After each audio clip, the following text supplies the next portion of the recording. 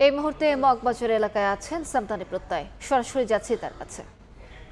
গ্যাসের তীব্র সংকট এবং সেই সংকটের সবচেয়ে বেশি ভোগান্তিতে যানবাহন সংশ্লিষ্টরা। এই মুহূর্তে আমরা মগবাজারের একটি ফিলিং স্টেশনে রয়েছি। আমরা রাজধানীর বিভিন্ন ফিলিং স্টেশন সারাদিন ঘুরে দেখেছি, অধিকাংশ ফিলিং স্টেশনেরই সিএনজি সাপ্লাই বন্ধ রয়েছে। কিছু কিছু ফিলিং স্টেশনে সিএনজি দেয়া হচ্ছে, তবে সেটি পরিমাণের তুলনায় খুবই অপ্রতুল।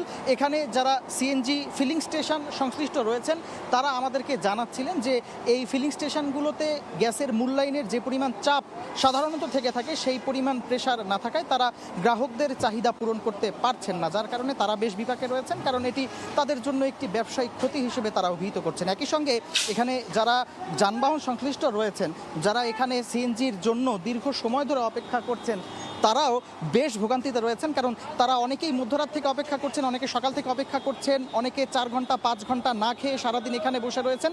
তারপর তারা যখন সিএনজি নিতে লাইনে এসে দাঁড়াচ্ছেন তখন তারা তাদের চাহিদা অনুযায়ী পর্যাপ্ত সিএনজি নিতে পারছেন না।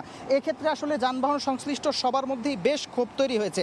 একই সঙ্গে এখানে সবচেয়ে বেশি ঝামেলায় পড়েছে, সবচেয়ে বেশি সমস্যায় রয়েছে যারা এই যানবাহন সংশ্লিষ্ট খাতের সঙ্গে যাদের জীবিকা নির্বাহ করছেন, যেমন যারা বিভিন্ন রাইড শেয়ারিং অ্যাপের যারা চালক রয়েছেন এবং যারা বিভিন্ন গণপরিবহন সংস্থায় কাজ করে থাকেন, তারা আমাদেরকে জানাচ্ছিলেন যে তারা দীর্ঘক্ষণ যাবৎ এখানে বসে থাকার কারণে, দীর্ঘ লাইনে অপেক্ষা করার কারণে তাদের কর্মঘণ্টায় যেমন ক্ষতি হচ্ছে, ঠিক তেমনি তাদের অর্থনৈতিক ক্ষতি হচ্ছে এবং এই অর্থনৈতিক ক্ষতি মোকাবেলা করার জন্য তারা দ্রুতই সরকারের কাছ থেকে পদক্ষেপ প্রত্যাশা করেন। ঠিক একইভাবে যারা ব্যবসায়ী রয়েছেন, যারা এই সিএনজি ফিলিং স্টেশনের ব্যবসার সঙ্গে সম্পৃক্ত, তারাও এই সংকটের দ্রুত নিরসন চান। এই ছিল সিএনজি সংকট নিয়ে ঢাকার একটি ফিলিং স্টেশন থেকে আমার কাছে সবশেষ। সরাসরি যুক্ত ছিলাম মগবাজারের ফিলিং স্টেশনে।